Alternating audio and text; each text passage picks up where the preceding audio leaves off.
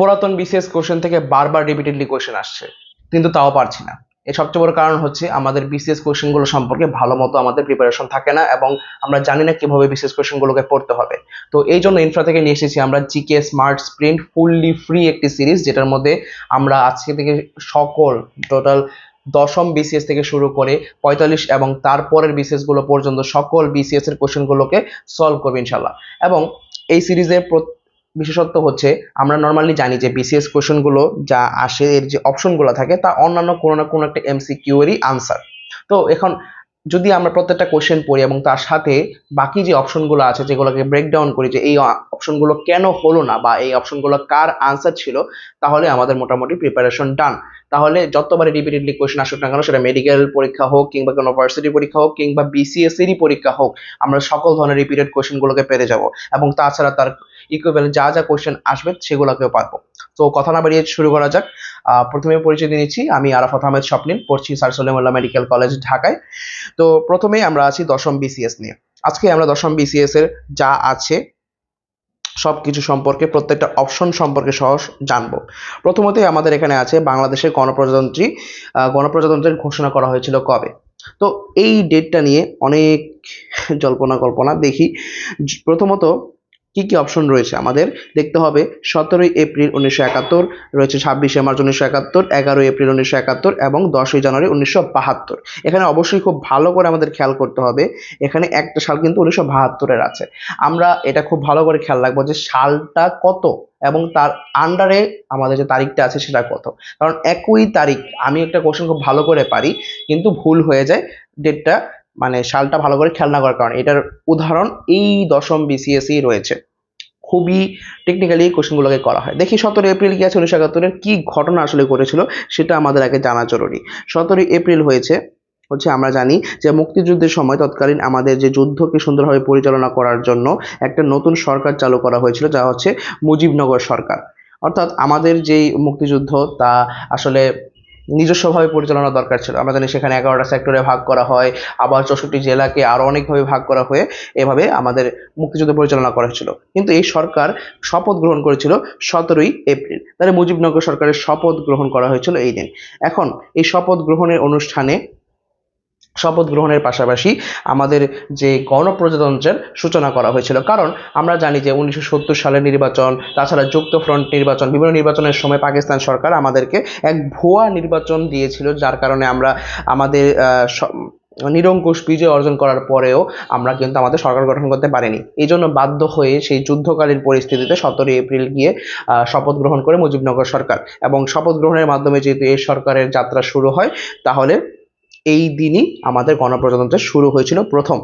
ওকে, এখন অনেকে ভুল করে 26শে মার্চ দাগাই দিতে পারে, কারণ আমরা দিন থেকে স্বাধীনতা পাই, স্বাধীনতার গণপ্রজাতন্ত্র এক জিনিস না।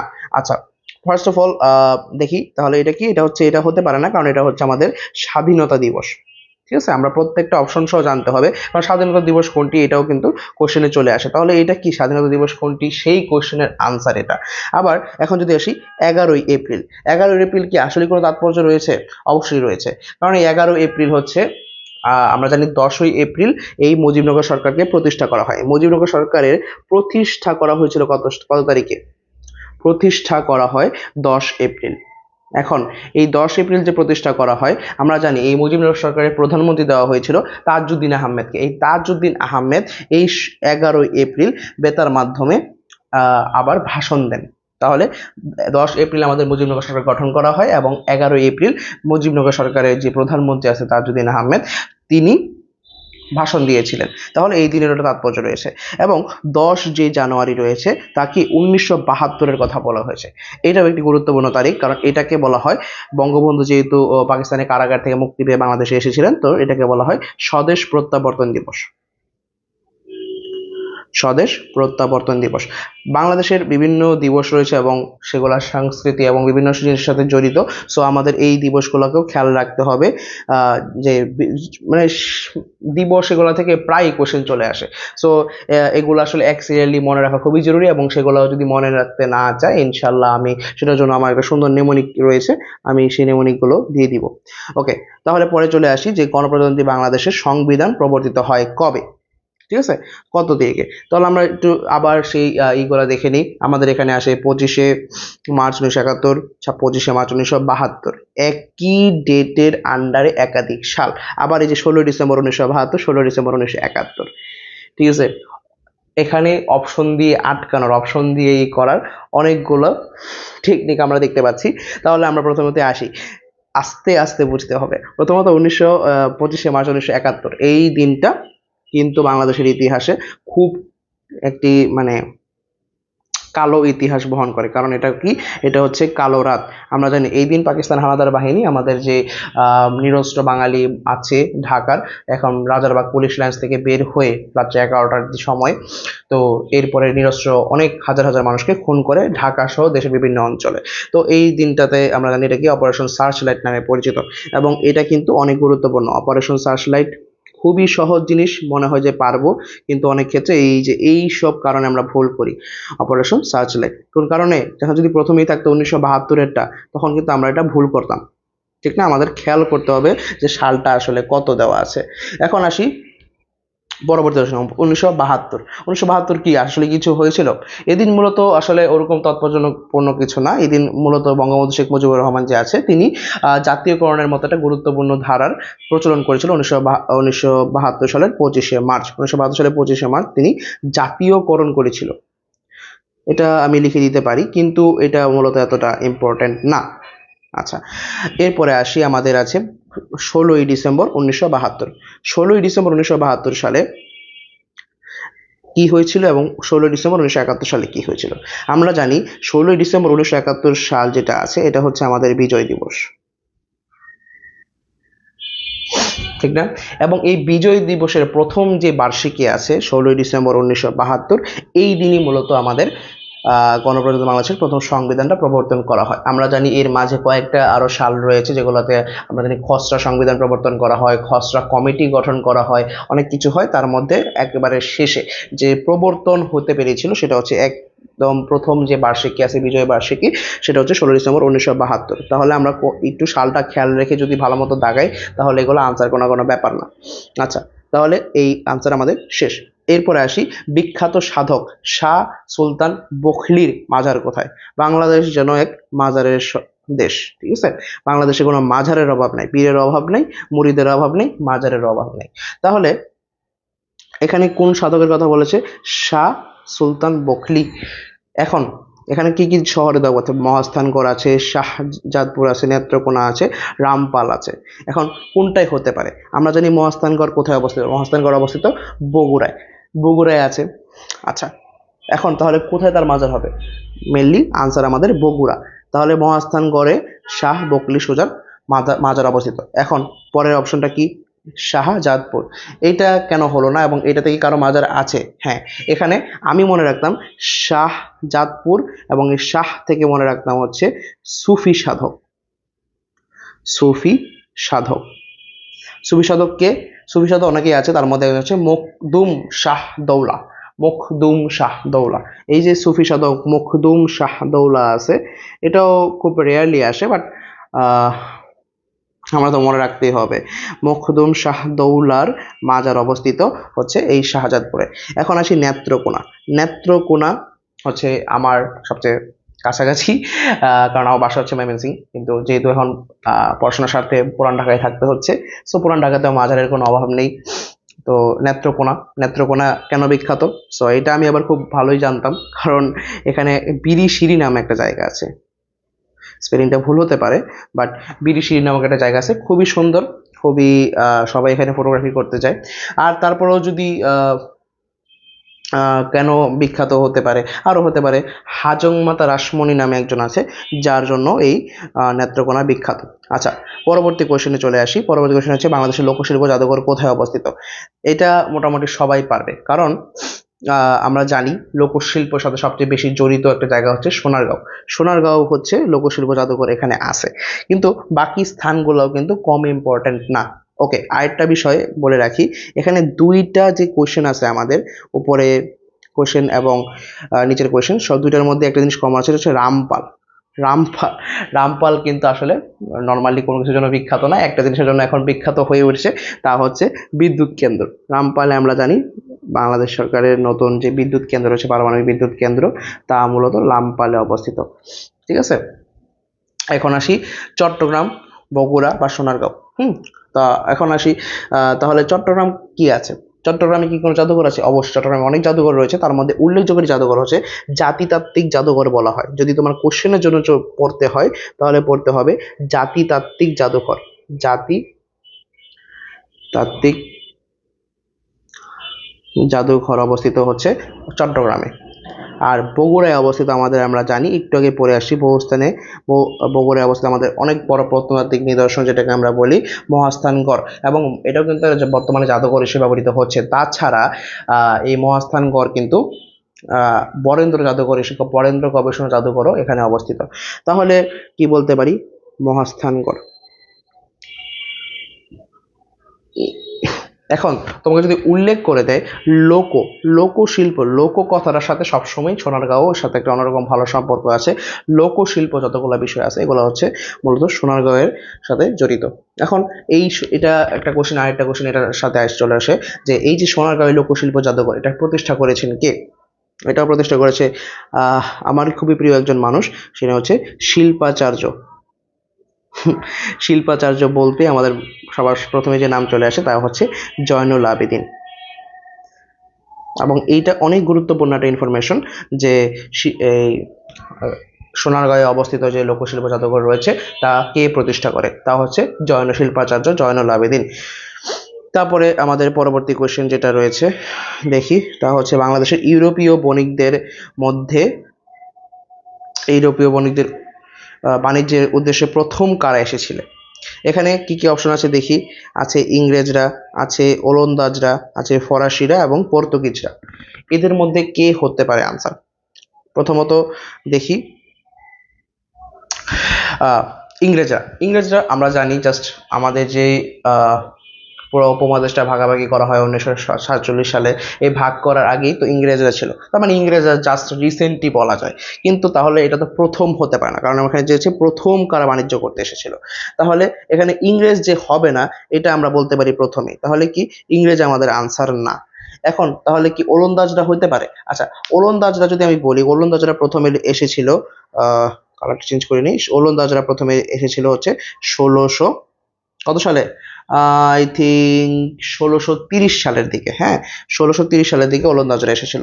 আর যদি বলি যে ফরাসিরা কবে এসেছিল, ফরাসিরা এসেছিল হচ্ছে 1674 সালে। তার মানে এখন পর্তুগিজরা কবে এসেছিল? ঠিক আছে, পর্তুগিজরা এসেছিল তারও আগে। কত হতে পারে বলো তো? 1600 কি এক? না, পর্তুগিজ এসেছিল 1516 সালে। 1516 সালে প্রথম তারা এসেছিল। তাহলে আমি বুঝতে পারতেছি ইংরেজরা আসছেই মাত্র 1757 দিকে। তারা ওই যে আমাদের যে সিরাজউদ্দৌলা, তাকে বাসাতে বিশ্বাসঘাতকতা করার মাধ্যমে আস্তে আস্তে তার শাসন কাজ শুরু করে। কিন্তু এখানে আমরা দেখতে পাচ্ছি যে তাহলে ইংরেজরা হবে না, ওলন্দাজরা 1630, তারপর হচ্ছে ফরাসিরা হচ্ছে 1674, আর পর্তুগিজরা সবার প্রথমে 1516 দিকে তারা এসেছিল। তাহলে এর আনসার কি হবে? এর আনসার হবে হচ্ছে পর্তুগিজরা। ওকে, তাহলে আমরা আমাদের আনসার পেয়ে গেলাম। এরপরে যদি আসি, বাংলা নববর্ষ পহেলা বৈশাখ যে আছে সেটা কবে চালু করা হয়? নববর্ষের যে পহেলা বৈশাখ, এবং আমরা জানি এটা আমাদের সব অনেক প্রিয় একটি অনুষ্ঠান, প্রোগ্রাম বাঙালিদের জন্য এটা। এখন এটা আসলে প্রতি বছর বিভিন্ন ধরনের ইন্টারভিউ দেখতে দেখতে আসলে আমাদের এটা মুখস্থ হয়ে গেছে যে এটা পয়লা বৈশাখ চালু করেছেন সম্রাট আকবর।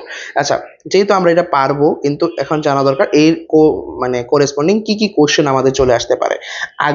আকবর সম্রাটের কিভাবে এই নববর্ষ পয়লা বৈশাখ চালু হয়? এটা হচ্ছে মূলত একটা কর আদায়ের জন্য। তা যে সবাই আমরা জানি, এখন তো আমরা বিভিন্ন রাজস্ব কর দিয়ে থাকি সরকারের বিভিন্ন উন্নয়নমূলক কাজে সহায়তা করার জন্য, কিন্তু আরো করের ব্যবস্থা ছিল যখন আকবরের আমলে। এই কর আদায়ের জন্য তার একটা উৎসব মুখর একটা অবস্থা তৈরি হতো এই কর আদায়ের প্রোগ্রামে। তো সেটাই হচ্ছে এই সম্রাট আকবরের আমলে শুরু হয়, এবং এটা প্রথম শুরু হয় হচ্ছে 1584 সালে। ঠিক আছে, 1584 সালে এটা কি প্রথম শুরু হয়। তা এই বাংলা নববর্ষ বা বাংলা সনের প্রচলন। কিন্তু এটা যে শুরু করা হয়েছিল মানে কবের থেকে এটা গণনা শুরু হয়, যেদিন আকবর তার সিংহাসনে আরোহণ করেন। সেই সিংহাসনে আরোহণ যেটা হচ্ছে 1556 সালে। 56 থেকে এটার গণনা মানে এই দিন ফার্স্ট ধরে পরে গণনা শুরু করা হয়েছিল আর প্রবর্তন করা হয় 1584 সালে। ঠিক আছে, তারপরে আসে বাকি অপশনগুলো কেন হলো না বা বাকি অপশনগুলো কার জন্য আনসার হতে পারতো, এগুলাতে আসি। এখন দেখি শেরশাহ। শেরশাহ খুবই বিখ্যাত একজন, কারণ তার নামের সাথে দুইটা জিনিস জড়িত। একটা হচ্ছে গ্র্যান্ড ট্রাঙ্ক রোড এবং এটা হচ্ছে 1 নাম্বার, আর এটা হচ্ছে ঘোড়ার ডাক।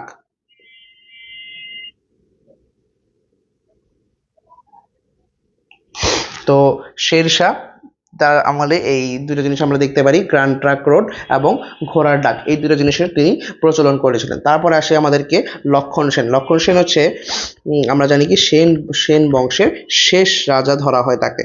তাহলে লক্ষণ সেনকে আমরা বলতে পারতেছি সেন বংশের,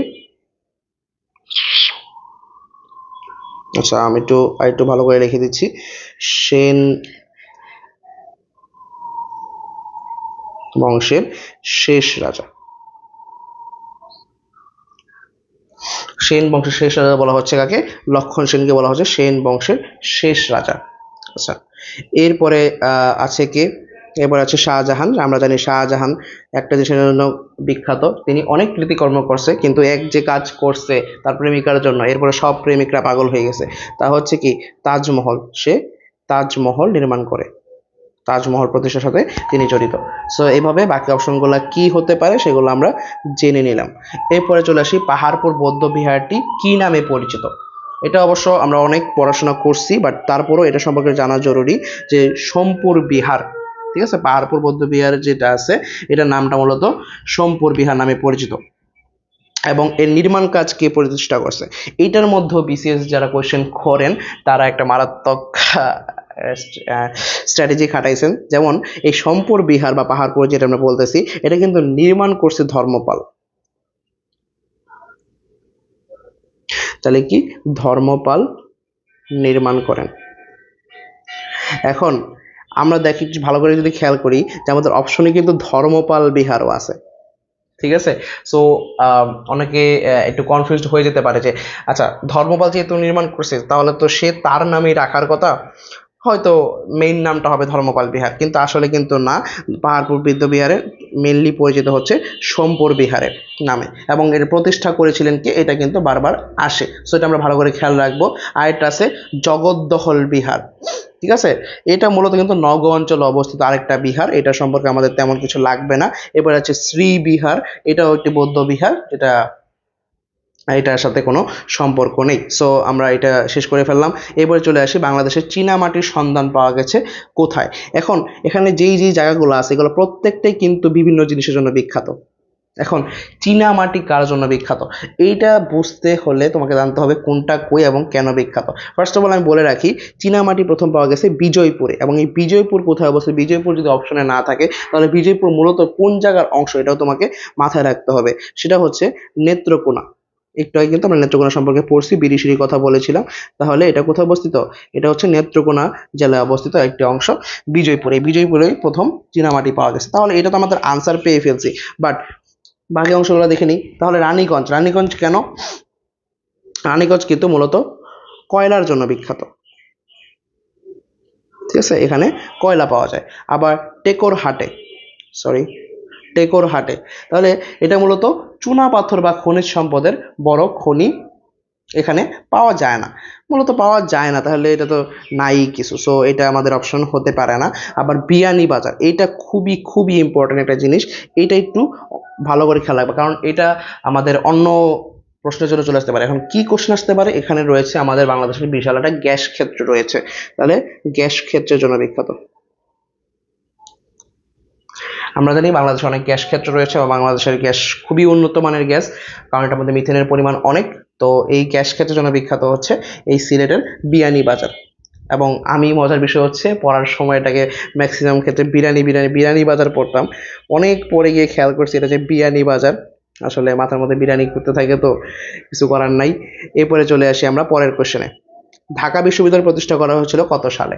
এগুলো মারাত্মক ইম্পর্টেন্ট, কারণ আমরা জানি মেডিকেল ভর্তি পরীক্ষা কোশ্চেনে চলে এসেছিল যে 1900 সরি ঢাকা মেডিকেল কলেজ কত সালে প্রতিষ্ঠা করা হয়। সো এই কোশ্চেনটা অনেকে ভুল করছে, অনেকে ভুল করে, আবার এরকম ঢাকা বিশ্ববিদ্যালয়, ঢাকা মেডিকেল, এগুলো আসলে জানা জরুরি, ঠিক আছে? হয়তো বুয়েটে যদি জিকে ইংলিশ থাকতো বা জিকে থাকতো, অবশ্যই বুয়েট কত সালে প্রতিষ্ঠিত এটাও চলে আসতো, বাট তারপরও প্রতিটা প্রতিষ্ঠান যেগুলো গুরুত্বপূর্ণ বাংলাদেশের জন্য সেগুলো জানা জরুরি। এখন আমরা জানি কি, প্রথম অপশনে আছে 1905, খুবই মারাত্মক জিনিস দিয়ে রাখছে। জানি আমরা কি 1905 কেন বিখ্যাত, এটাকে আমরা বলি এই সালই হচ্ছে প্রথম বঙ্গভঙ্গ করা হয়। এই বাংলাকে ভেঙে ফেলার জন্য বঙ্গভঙ্গ করার যে পরিকল্পনা, সেটা প্রথমেই কার্যত হয়েছিল হচ্ছে বঙ্গভঙ্গ 1905 সালে, এবং গুরুত্বপূর্ণ আরেকটি সাল হচ্ছে 1911, এবং এই 1911 সালেই বঙ্গভঙ্গ যেটা আছে এটাকে রোধ করা হয়েছিল, মানে বঙ্গভঙ্গটাকে বাতিল করা হয়েছিল, ঠিক আছে? তাহলে এই দুটো সাল হবে না। 1913 এটার কোনো মানে বিশেষ কোনো সিগনিফিকেন্স নাই, ঠিক আছে? তো এগুলা হবে না, এই তিনটা হবে না, বুঝে ফেললাম। তাহলে রয়ে গেল কি 1921 সাল, এবং এটাই আনসার। এটা অবশ্যই খেয়াল রাখবো, 1921 সালের যে 1 জুলাই এই দিন আসলে আমাদের যে ঢাকা বিশ্ববিদ্যালয় দ্বারা প্রতিষ্ঠিত করা হয়, প্রতিষ্ঠিত করা বলতে উদ্বোধন করা হয়েছিল আর কি। পরে আসছিল ঢাকার বিখ্যাত যে তারা মসজিদ তৈরি করছিল কে? এখানেও যেই ব্যক্তিত্বদের নাম দেওয়া আছে, এই প্রতিটা ব্যক্তিত্বই খুবই গুরুত্বপূর্ণ। শায়েস্তা খান, নবাব সলিমুল্লাহ, যে আমার সবচেয়ে কাছের, যার কলেজে আমি পড়তেছি, ঠিক আছে? আচ্ছা, যাই হোক, শায়েস্তা খান প্রথমত, যদি চলে আসি শায়েস্তা খানের কথায়, এর আগে আমরা জানি শায়েস্তা খান তিনিও অনেক গুরুত্বপূর্ণ বিভিন্ন জিনিসের প্রতিষ্ঠা করেছেন। লাইক আমরা বলতে পারি যে আমাদের যে পুরান ঢাকার একটা ঐতিহ্যবাহী জিনিস, সেটা কি? আমাদের লালবাগ কেল্লা। লালবাগ কেল্লার প্রতিষ্ঠার সাথে তিনি জড়িত, ঠিক আছে? ওয়েট,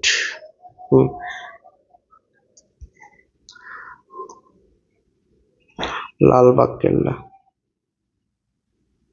তাছাড়া তিনি চকবাজারে আমাদের জানি দুইটা কাটরা আছে, কাটরা মূলত গেইটের মতো অংশ, ঠিক আছে?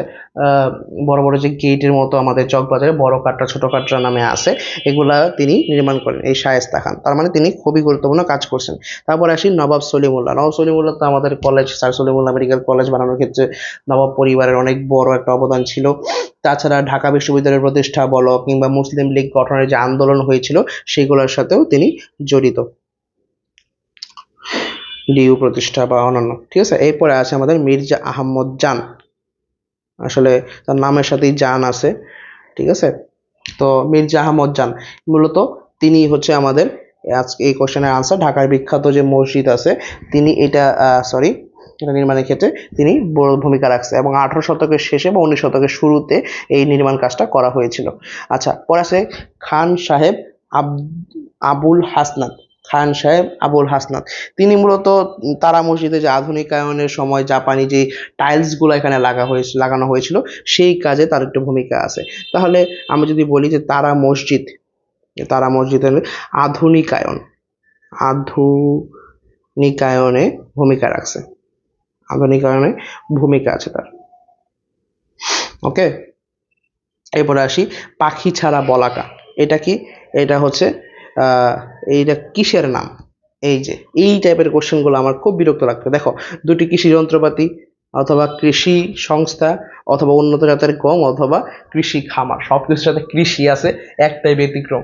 মূলত সবসময় ব্যতিক্রমটা আনসার হয়, যাই হোক ওটা বিষয় না, কিন্তু নর্মালি দেখো এইটা আমাদের সরাসরি মনে রাখতে হবে যে বিভিন্ন শস্য যেগুলো আছে, লাইক আবার বিভিন্ন যে সবজি আছে, টমেটো, আবার ফল, কলা, আপেল, ধান, গম, ভুট্টা, তো এইগুলো বাংলাদেশের আমরা জানি যে কৃষির জন্য বিখ্যাত, সেই কারণে এখানে অনেক জাতের বিভিন্ন কৃষি পণ্য উৎপাদন করা হয়, এবং তার নামগুলো জেনে রাখতে হবে। এরকম ভাবে একটি ধানের গমের নামই হচ্ছে এই পাখি ছাড়া, মানে বলাকা ও দোয়েল। মানে পাখি ছাড়া বলতে বোঝাইছে যেটা পাখি না, তাহলে আর কিসের নাম আছে বলাকা আর দোয়েল? এটা হচ্ছে গমের জাতের নাম হচ্ছে এইগুলা, ঠিক আছে? তাহলে এটা কোনো কৃষি যন্ত্রপাতিও না এবং কিছুই না। আচ্ছা, এরপরে আমরা আসি যদি এই 12 নম্বরে। এখন কথা হচ্ছে এরকম ভাবে গমের এবং অন্যান্য যত ভুট্টা বা অন্যান্য যত জাত আছে এগুলা কিন্তু জেনে নিতে হবে অবশ্যই। এখন আসি অগ্নিশ্বর, কানাইবাসী, মোমেন শাহী, বীর জবা, এগুলা কি জাতীয় ফল? ঠিক আছে, এই নামগুলো আসলে খুবই ফানি। এখন এগুলা মূলত হচ্ছে কলা। ঠিক আছে, এখন কলারও আরো অনেক জাত আছে, কলারও আরো অনেক নাম আছে, এগুলো আমরা জেনে রাখবো। এখন দেখো এখানে যে বাকিগুলার কিছু কিছু ইম্পর্ট্যান্ট আমরা নাম জেনে নিই। যেমন পেয়ারা, পেয়ারা কিন্তু আরো আছে, যেমন কাজী পেয়ারা, এলাহিবাদি পেয়ারা, এগুলো কিন্তু পেয়ারার জাতের নাম। কি কি বললাম? কাজী, এলাহিবাদি। তো এই যে কাজী পেয়ারা, এলাহিবাদি পেয়ারা। তারপরে আবার দেখি যে পেঁপে, পেঁপে এরকম আবার শাহী পেঁপে আছে। খাইছো কিনা, কেউ খায়া থাকলে আমাকে কমেন্টে জানাইও। শাহী, শাহী পেঁপে আছে। তাছাড়া আরো কত জাতের যে পেঁপে আছে। বলে জামরুল, জামরুলের আমি এখন পর্যন্ত বিশেষ কোনো নাম পাই নাই, সো জামরুলের বিশেষ নামটা আমি বলতে পারলাম না। ঠিক আছে, জামরুলের মূলত কলা, পেয়ারা, পেঁপে এগুলার বিভিন্ন নামই চলে আসে। আচ্ছা, পেঁপের আরেকটা নাম মনে পড়ছে, সেটা হচ্ছে কাশিমপুরি।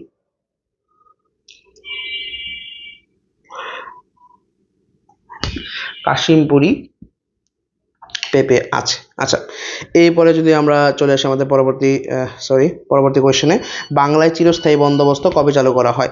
এই সালগুলা আসলে অনেক বিদঘুটে সালও এখানে দিছে, সব সাল ইম্পর্টেন্ট না। যেমন এখানে আছে দেখি 1700 সাল আছে, 1793 আছে, আবার 1793 দুইবার দিয়ে রাখছে। ঠিক আছে, তাহলে এখানে হচ্ছে আমাদের আনসার হবে 1793। 1793 সালে দেখো দুইটাই আনসার চলে আসছে, তো আমরা একটা আনসার করব। আর বাকি যে সালগুলো আছে, যেমন 1700 সাল সম্পর্কে আমরা একটা কথা বলতে পারি, যে চিরস্থায়ী বন্দোবস্ত যেহেতু বলা হয়েছে, 1700 সালের দিকে তো মুঘল আমলে জমিদারি প্রথা ছিল। কারণ মুঘল আমলে জমিদারি প্রথা থাকা অবস্থা থেকে এটা হবে না। আর মনে করো যে 1963 যেটা দেওয়া আছে, এটা তো আধুনিক সময়, এই সময় তো আসলে চিরস্থায়ী বন্দোবস্ত হওয়ার কথাই না। ঠিক না? এখন আসি হলো, কোন মুঘল সম্রাট বাংলার নাম দেন জান্নাতাবাদ? এখন বাংলার নাম বলো বা ঢাকার নাম বলো, বিভিন্ন জেলার কিন্তু বিভিন্ন উপনাম আছে বা পূর্ববর্তী নাম আছে, এই নামগুলা কিন্তু অনেক ইম্পর্টেন্ট। তো আমরা এই নামগুলো নিয়ে পরবর্তীতে আলোচনা করবো। এখন দেখি কে এটা নাম দিয়েছিল। 3-4 জনের নাম দেওয়া আছে, বাবর, হুমায়ুন, আকবর, জাহাঙ্গীর। প্রত্যেকজনই খুবই খুবই ফেমাস। ঠিক না? এখন আসি বাবরের কথা। তিনি হলো, বাবর সম্পর্কে আমরা প্রথমেই বলতে পারি যে তিনি মুঘল সাম্রাজ্যের প্রতিষ্ঠাতা ছিলেন, কিন্তু বেশি দিন তো স্থায়ী হতে পারেনি, বাট মুঘল সাম্রাজ্যের প্রতিষ্ঠাতা আমরা বলতে পারি তাকে। ঠিক আছে, মোগল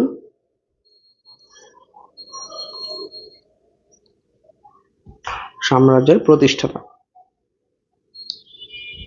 আচ্ছা, এরপরে যদি আমরা আসি হুমায়ুনের কথায়, মূলত এই মোগল সাম্রাজ্যের জান্নাতাবাদ যে নাম দিয়েছিলেন তিনি হচ্ছে হুমায়ুন।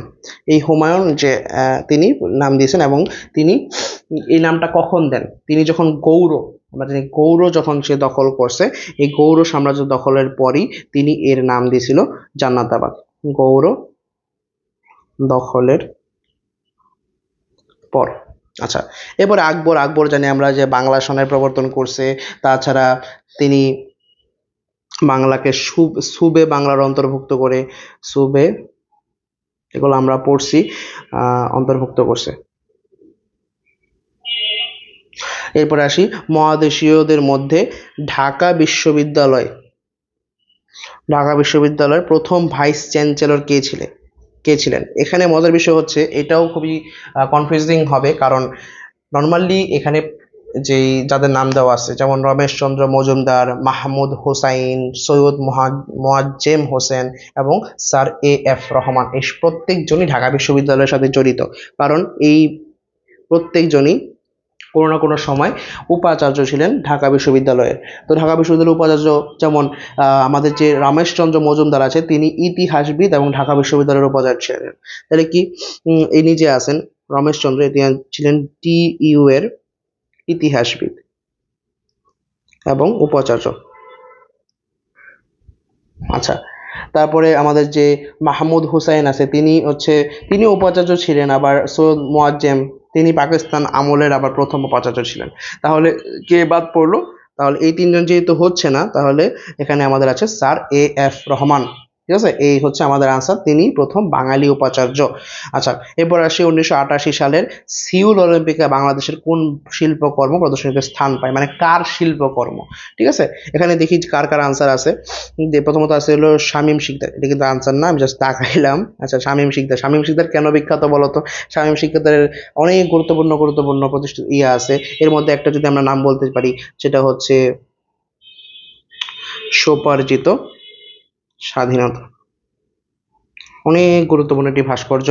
তারপরে যদি আমরা বলি সৈয়দ আব্দুল খালেদ, তিনিও অনেক গুরুত্বপূর্ণ একজন ভাস্কর, তিনি হচ্ছে অপরাজেয় বাংলা, অপরাজেয়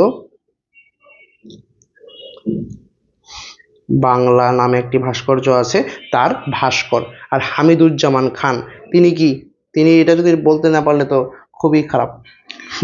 তিনি অনেক গুরুত্বপূর্ণ ভাস্কর এবং তিনি হচ্ছে সেউল অলিম্পিকে বাংলাদেশের জন্য যে শিল্পকর্ম আছে তারটাই প্রদর্শিত হয়েছিল, এই হামিদুজ্জামান খানেরটাই। এবং আর যে একজন আব্দুল সুলতান, তিনি একজন বিখ্যাত হচ্ছে চিত্রশিল্পী, তিনি কোনো ভাস্কর না। ঠিক আছে, তো বাকি যে ভাস্কর যারা ছিলেন তাদের প্রত্যেকটা যে শিল্পকর্মে খুবই গুরুত্বপূর্ণ তিনি, এবং আমরা সেই সম্পর্কে অবশ্যই ভালো করে পড়ে রাখবো। এখন তাহলে কি পাইলাম, এই যে যে আমাদের আনসার হচ্ছে হামিদুজ্জামান খান, এবং তার কোন ভাস্কর্যটি সিওল অলিম্পিকে পাইছিল, সেটা হচ্ছে স্টেপস নামে একটি ভাস্কর্য, স্টেপস নামে একটি ভাস্কর্য, তার এটা হচ্ছে সিওল অলিম্পিকে প্রদর্শনীর জন্য সুযোগ পেয়েছিল। আচ্ছা, এরপরে আছে আমাদের আর মাত্র কয়েকটা কোশ্চেন আছে 10 BCS এর, এটা হচ্ছে ঢাকা কখন সর্বপ্রথম বাংলার রাজধানী হয়েছিল। খুবই খুবই গুরুত্বপূর্ণ একটা কোশ্চেন, এবং এটাকে তুমি বলতে পারো 3 স্টার একটি কোশ্চেন। ঠিক আছে, 3 স্টার। তাহলে প্রথমে আসি যে কত সালে হওয়ার আগে, বাকি সালগুলো আমরা একটু জাজ করে আসি। প্রথমত আমাদের এখানে আছে হচ্ছে 1255, এই সময় হচ্ছে সুলতানি আমলের রাজধানী ছিল গৌড়। ঠিক আছে, তো এই সময় তো ঢাকা না, এই সময় হচ্ছে সুলতানি আমলের গৌড়ই রাজধানী ছিল। এরপরে আছে 1610, এবং এটাই হচ্ছে আমাদের আনসার, প্রথম ঢাকা রাজধানী হয়েছিল 1610 সালে। এবং এটা কে করেছিল, এটা হচ্ছে সুবেদার ইসলাম খান, তখন যে বাংলা সুবেদার ছিল, সরি কি লিখতেছি আমি, সুবেদার ইসলাম খান। আচ্ছা, এরপরে যে বাকি, এই যে আমরা জানি 1905 সালে বঙ্গভঙ্গ করা হয়, এবং 1947 সালে পাকিস্তানের, যে আমরা জানি পাকিস্তান এবং ভারত নামে দুইটা দেশে এই উপমহাদেশকে ভাগ করা হয়েছে। এরপরে আসি হলো পূর্বাশা দ্বীপের অপর নাম কি। এটাও একটু স্টার কোশ্চেন বলতে পারো, কারণ এটা আমি অনেকবার মেডিকেলের জন্য আসতে দেখেছি এবং অন্যান্য পরীক্ষাতেও আসছে। এটার সঠিক উত্তর হচ্ছে দক্ষিণ তালপট্টি। এটা মোটামুটি জানা অনেক জরুরি, দক্ষিণ তালপট্টি হচ্ছে এই পূর্বাশা দ্বীপের অপর নাম। এখন আসলে বাকিগুলা কি, এই যে দেখো বাকিগুলোর মধ্যে নিঝুম দ্বীপ, এটাও খুবই ইম্পর্টেন্ট। নিঝুম দ্বীপ কোথায় অবস্থিত বা কার অংশ, এইটা প্রায়শই পরীক্ষায় আমি আসতে দেখছি। তাহলে নিঝুম দ্বীপ সম্পর্কে একটু জেনে নিই, এটা হচ্ছে মূলত নোয়াখালীতে অবস্থিত একটি দ্বীপ। তাহলে কোথায় কোথায় অবস্থিত এটা লাগবে, নোয়াখালী। এরপর আছে সেন্ট মার্টিন, এটা সম্পর্কে জানতে হবে, এটা সহজ কোশ্চেন কিন্তু চলে আসে, বাংলাদেশের একমাত্র প্রবাল দ্বীপ।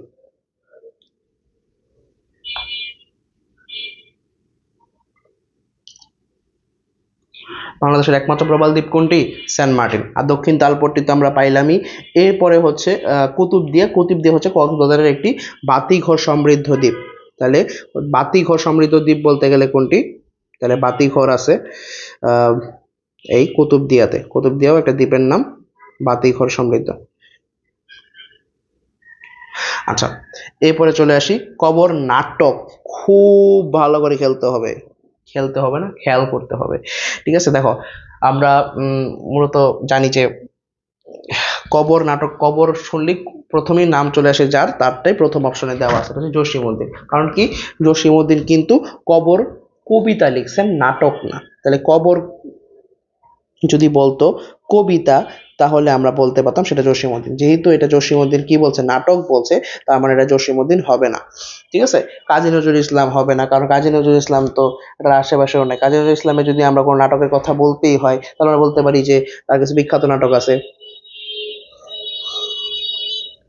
ঝিলিমিলি। তারপরে আরো যদি নাটক বলতে চাই, আচ্ছা আপাতত মনে পড়তেছে না। আর তারপর যদি বলি যে দ্বিজেন্দ্রলালের কথা, ঠিক আছে, দ্বিজেন্দ্রলাল রায়ের নাটক আছে একটা অনেক বিখ্যাত, শাহজাহান। ঠিক আছে। সো এরা তো হবেই না, তাহলে কি হবে? মুনির চৌধুরী। তাহলে কবর যদি নাটক হিসাবে উল্লেখ করা হয়, কবর যদি নাটক হয়, তাহলে আমাদের আনসার হবে মুনির চৌধুরী। খুব খুব ভালো করে আমরা খেয়াল রাখবো যে আসলে প্রশ্নটা কি চাইছে। ঠিক আছে। এরপরে যদি এখন আমরা আসি, আমার ভাইয়ের রক্তে রাগানো 21শে ফেব্রুয়ারি আমি কি ভুলিতে পারি, অনেক গুরুত্বপূর্ণ একটি গান। বলছে গানটির রচয়িতাকে।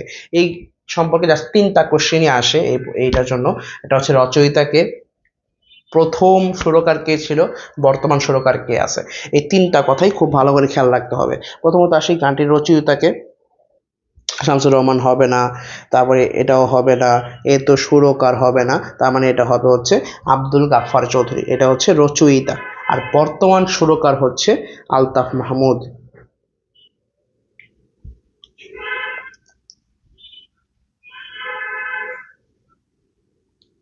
ঠিক আছে, তিনি হচ্ছে বর্তমান সুরকার। ওকে। আবার আসি অগ্নিবীণা কাব্যগ্রন্থের প্রথম কবিতা কি? আরে ভাই, অগ্নিবীণা কাব্যগ্রন্থ কার এটা বললেই তো হইতো, আমরা জানি, সবাই জানি কাজী নজরুল ইসলামের। প্রথম কবিতা আবার কার? তো এটা আসলে আসার মতো একটি কোয়েশ্চেন, এটা জানতে হবে যে কার, মানে প্রতি কবিতা কি। আসলে সবচেয়ে সবচেয়ে বেশি, মানে যারা পারে না এরকম 60% কোয়েশ্চেন আনসারই করবে হচ্ছে বিদ্রোহী, কিন্তু আসলে এটা বিদ্রোহী হতে পারে না। ঠিক আছে, বিদ্রোহী হবে না, কারণ কি? বিদ্রোহী হচ্ছে এটার দ্বিতীয় কবিতা। অগ্নিবীণা কাব্যগ্রন্থের দ্বিতীয় কবিতা হচ্ছে এটা। ধূমকেতু নিজেই একটা বইয়ের নাম। ঠিক আছে, তাহলে এটা হবে না, এটা হবে না। কারণ কি? অগ্রপথিক, এটা এটার কবিতাই না। এবং তাহলে রয়ে গেল হচ্ছে প্রলয় উল্লাস। তাহলে প্রলয় উল্লাস হচ্ছে আমাদের আজকের আনসার। সো এভাবেই আমরা 10th BCS এ আসা যে কোশ্চেনগুলো ছিল সবগুলো শেষ করে ফেললাম। এবং সকলকে খুবই ধন্যবাদ পুরো ভিডিওটা দেখার জন্য। আজকে ভিডিওটা খুব লেন্দি হয়ে গেছে, কারণ প্রথম ভিডিও ছিল, ইন্ট্রো পার্ট ছিল, এবং বাকি ইনশাল্লাহ বাকি এগুলা হবে না, আরো লেন্দি হবে না, আর কম সময় আমরা চেঞ্জ করার চেষ্টা করব। সো কেমন লাগলো ভিডিওটা অবশ্যই জানাবেন, এবং এবার আমাদের সিরিজের পাশে থাকবেন, এবং অবশ্যই সকলের কাছে শেয়ার করে